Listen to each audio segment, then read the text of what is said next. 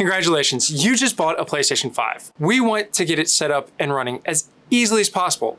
To do that, we're going to cover the basic setup, system tours, some most popular games, a few of my favorites as well, some essential accessories, subscription services, and ultimately how to keep your family safe while in the PlayStation digital domain. Let's briefly start with the consoles we're covering and what makes them different.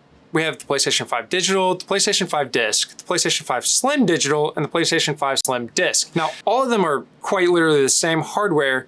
The real big difference between the PlayStation 5 Digital Disc and Slims is the fact that one has, more heft and more size, and the other one's smaller and lighter by a considerable amount. What really comes out of this is the fact that the PlayStation 5 Slim fits in more spaces, but the airflow is maybe slightly better. They're still testing that, even though this thing's come out for a little bit now. The only difference is whether you have a disk drive or not a disk drive. The other main key difference is the storage. So you have in the original PlayStation 5 and PlayStation 5 Digital, you have a slightly smaller hard drive in there, an SSD, and then in the new one, you have about 200 gigs more storage on the internal. What's really nice is that they all have this little SSD slot that's really easy to upgrade, and we'll cover that in the essential accessories later. Now, I know that this video is aimed at people that already bought the console, but just in case you haven't bought the console yet, we'll do 1 minute on the clock and run through the competition real quick, but we do have a video that's comparing all the major platforms, so that link will be down in the description. Check that out and then come back to this video or the one for the appropriate platform once you've made your choice. Okay, let's put some time on the clock and go. The PlayStation 5 narrative-based games and multiplayer best control on the market by far. Xbox has a Netflix-style subscription service to an insane amount of games and becoming hardware agnostic, good games in gamers' hands.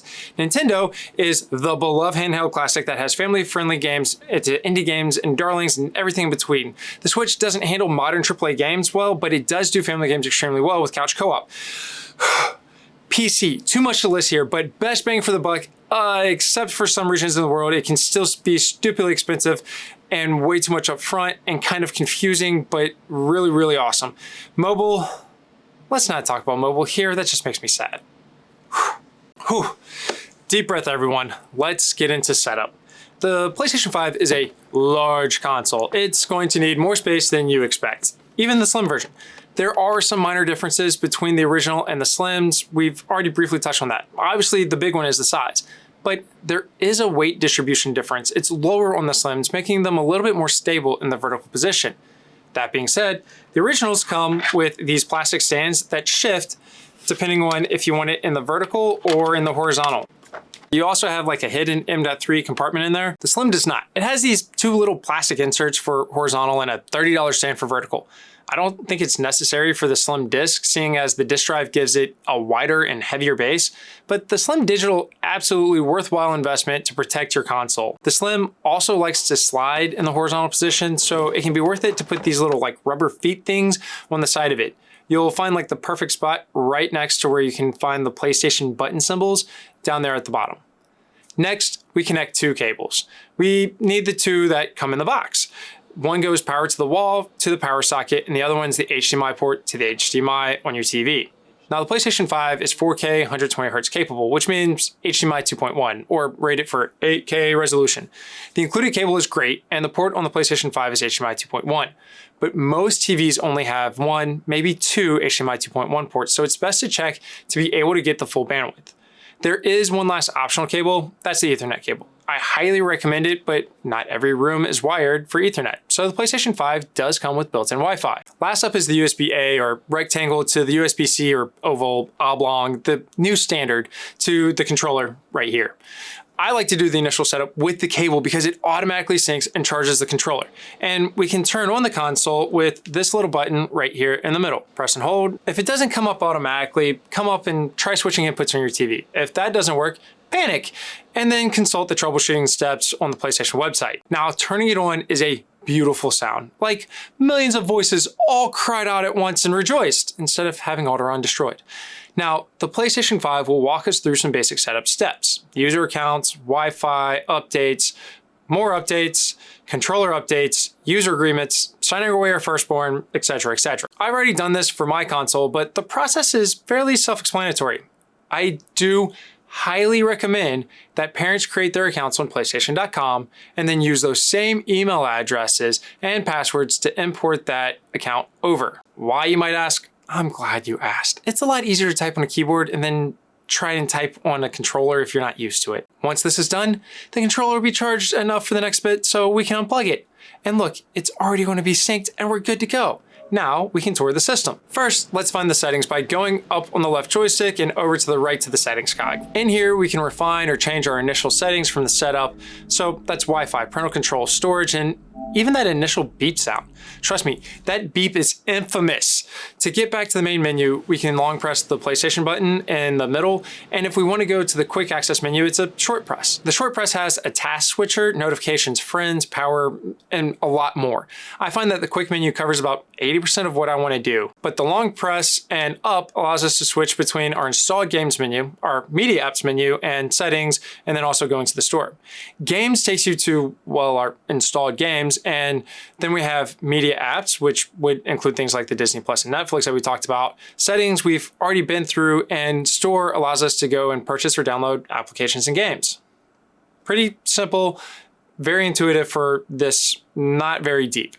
Now, if you, Susie, Timmy, or someone playing on the PlayStation 5 already has games saved on another PS5 or a PS4, there are two ways to transfer, both locally and via the mystical cloud. If you have a PlayStation Plus subscription, we all get 100 gigabytes of PlayStation 5 and PlayStation 4 storage for saved game data. This means as long as we previously saved to the cloud, it's an easy, although sometimes long download of our saved game data. That's a pretty cool feature of PlayStation Plus, but we'll talk more about that in a minute. If we don't have a PlayStation Plus subscription, we can connect locally via our Wi-Fi or directly via Ethernet. Words can be hard some days. The easiest and fastest way is with two TVs. Both PlayStation 5s connect to the same Wi-Fi and an Ethernet cord plugged into each PlayStation. If this is after setup, go to settings, data transfer, and continue with either PlayStation 5 or PlayStation 4. This will transfer our saved games. Now, I'm not talking about transferring all of our previously installed games. The PlayStation 5 has notoriously small storage, well, internal storage. The original two models come with 667 gigabytes available, and the slim models come with 850 gigabytes available. A decade ago, that was insane. Now it can barely store enough 4K graphics for more than a handful of AAA games. So for previously installed PlayStation 4 games, I'd grab an external hard drive and plug it in, USB 3.0 or better. That's the blue on the inside. Anyway, those pesky current generation games, behemoths all, those games need to go on the internal storage.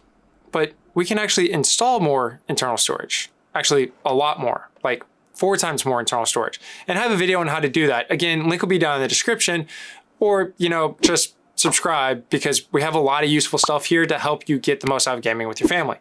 But so simple to say, we can go get an internal NVMe 4.0 and get 4 terabytes for not too expensive. It's not cheap, but it's not too expensive. Now, this just feels like we should be talking about the essential accessories, so let's jump in there. And yes, both the internal and external storage are my top 5 accessories for the PlayStation 5. Running out is number 5 and number 4. Coming in third is a headset. I love gaming on a headset, especially a good one.